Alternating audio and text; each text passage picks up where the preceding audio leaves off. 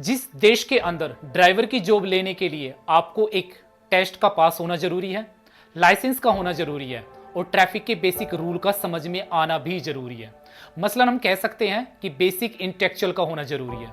लेकिन उसी देश के अंदर नेता का पढ़ना या एग्जाम पास करना या किसी भी तरह का कोई टेस्ट क्लियर करना या कोई भी बेसिक स्किल्स का होना जरूरी नहीं है। यह हम कह सकते हैं कि लोकतंत्र की एक अजीब सी विडंबना है, या कह सकते हैं कि एक डेमोक्रेसी की आयरनी है। तो चलो आज हम यही समझने की कोशिश करते हैं कि लोकतंत्र के अंदर नेता सर्वोपरि होते हैं या जनता सर्वोपरि होती है। क्या लोकतंत्र के अंदर नेता का पढ़ा लिखा होना मतलब basic qualifications, basic education qualification का होना मैंडेटरी है? क्योंकि एक तबका, एक वर्ग, एक पक्ष ये कहता है कि बेसिक एजुकेशन क्वालिफिकेशन का होना जरूरी है।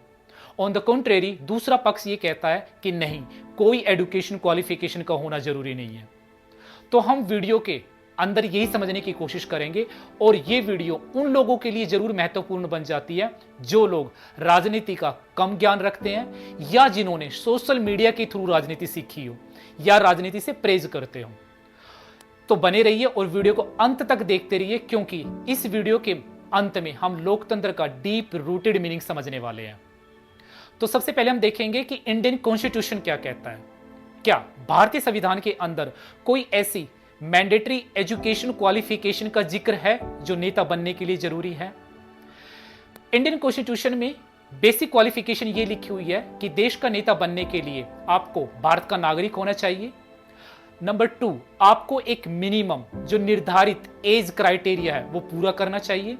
नंबर 3, जो बेसिक लीगैलिटी है, जो फॉर्मेलिटीज हैं वो आपको पूरी करनी होनी चाहिए और इसको सुनिश्चित करना, इस प्रक्रिया को पूरा करना इलेक्शन कमीशन ऑफ इंडिया का काम है। अब हम देखते हैं इसका हिस्टोरिकल पर्सपेक्टिव। जब भारत आजाद हुआ तो भारत का लिटरेसी जो रेट था वो बहुत कम था और अनइक्वल सोसाइटी थी। सोसाइटी के अंदर समानता नहीं थी, ऊंच नीच, अमीरी गरीबी का भेदभाव था। जिन्होंने संविधान बनाया, जो संविधान के फाउंडर थे और मेंबर थे, उन्होंने ये देखा अगर एजुकेशन क्वालिफिकेशन मैंडेटरी कर दी तो 70 से 80% आबादी बाहर हो जाएगी, क्योंकि लोग ना तो इतने पढ़े लिखे थे और ना लोगों को राजनीति की इतनी जानकारी थी। तो उन्होंने अपनी सूझबूझ का इस्तेमाल किया और एजुकेशन क्वालिफिकेशन मैंडेटरी ना करके पॉलिटिकल इक्वालिटी मैंडेटरी करी, सोसाइटी को इक्वल करने की कोशिश की।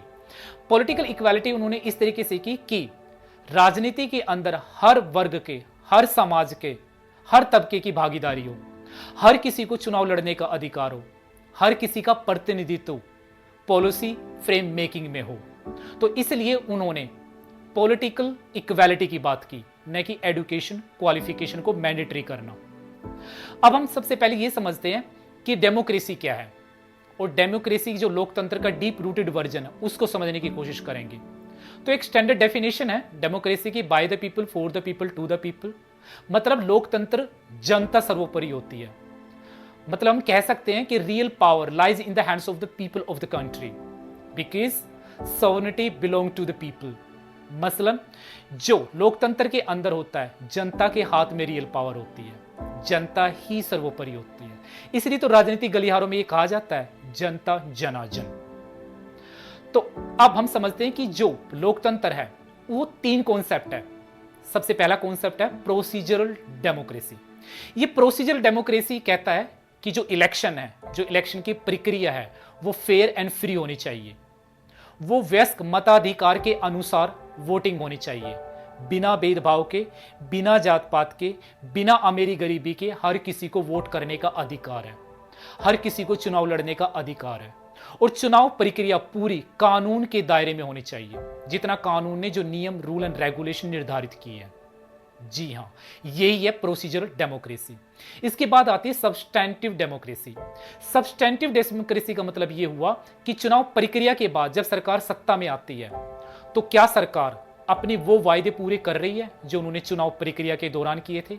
मसलन क्या इकोनॉमिक जस्टिस की बात कर रहे हैं? क्या सोसाइटी को इक्वलिटी लाने के लिए वो पॉलिसीज फ्रेम की जा रही है? क्या शिक्षा, स्वास्थ्य, रोजगार की तरफ ध्यान है? क्या समाज के हर वर्ग के प्रति वो लाभवर्ती व्यक्ति के पास लाभ पहुंच रहा है जिसको उस लाभ की जरूरत है। मतलब कि इंटेंडेड बेनिफिशरीज के पास क्या एक्सेसिबिलिटी जारी है पॉलिसीज की। ये है सब्सटेंशियल डेमोक्रेसी। इसके बाद आती है रिप्रेजेंटेटिव लेजिटिमेसी। मतलब प्रक्रिया हो चुकी है, सरकार को क्या करना चाहिए वो भी हो चुका है। अब है लेजिटिमेसी, मतलब नेता को ये कहां से वैधता मिली, कहां से वैलिडेशन मिली कि उसको कानून फ्रेम करना चाहिए, पॉलिसी बनाना चाहिए। ये दिए जनता ने।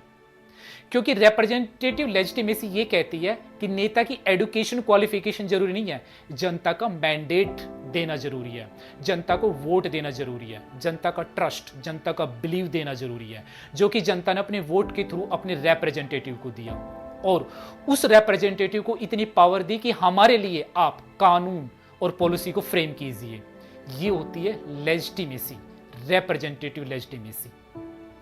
तो जब हम लोकतंत्र का मीनिंग समझते हैं तो लोकतंत्र में ये साफ साफ दिखाई देता है कि जनता का सर्वोपरि होना जरूरी है, नेता का पढ़ा लिखा या मैंडेटरी एजुकेशन क्वालिफिकेशन का होना जरूरी नहीं है। अब सबसे बड़ा सवाल ये उठता है कि जो ये कहते हैं लोग कि मैंडेटरी एजुकेशन होनी चाहिए, उनका ये मानना है कि आज का एआई का जमाना है, अगर नेता पढ़ा लिखा होगा तो एआई टूल्स को जानता होगा, इकोनॉमिक पॉलिसी के बारे में जानता होगा, जियो पॉलिटिक्स की नॉलेज रखता होगा, और जो बेसिक जो कानून का इंटरप्रिटेशन है वो करना आता होगा।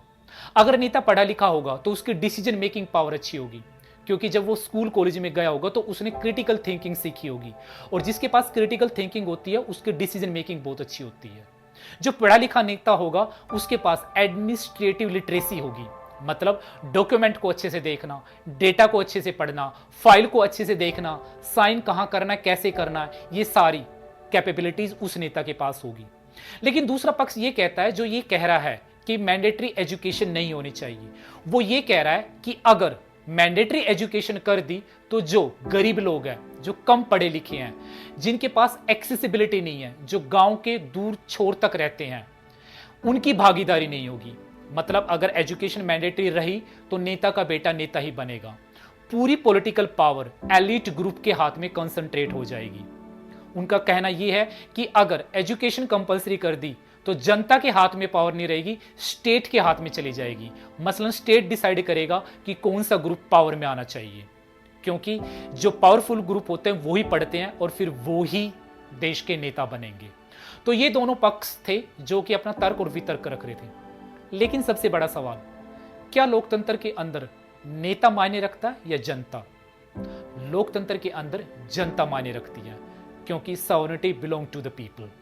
लोकतंत्र के अंदर जनता सर्वोपरि है, जनता अपना मैंडेट देती है। तो संविधान इस बात की गारंटी नहीं लेता कि पढ़ा लिखा नेता एक अच्छा नेता होगा, लेकिन संविधान इस बात की उम्मीद जरूर करता है कि जो इन्फॉर्म्ड सिटीजन होगा वो अपनी चॉइस बहुत अच्छी रखता होगा। तो लोकतंत्र के अंदर इन्फॉर्म्ड सिटीजन होना जरूरी है, नागरिक का पॉलिटिकल टेक्निकल जानना जरूरी है, पॉलिटिकल लिटरेसी का आना जरूरी है।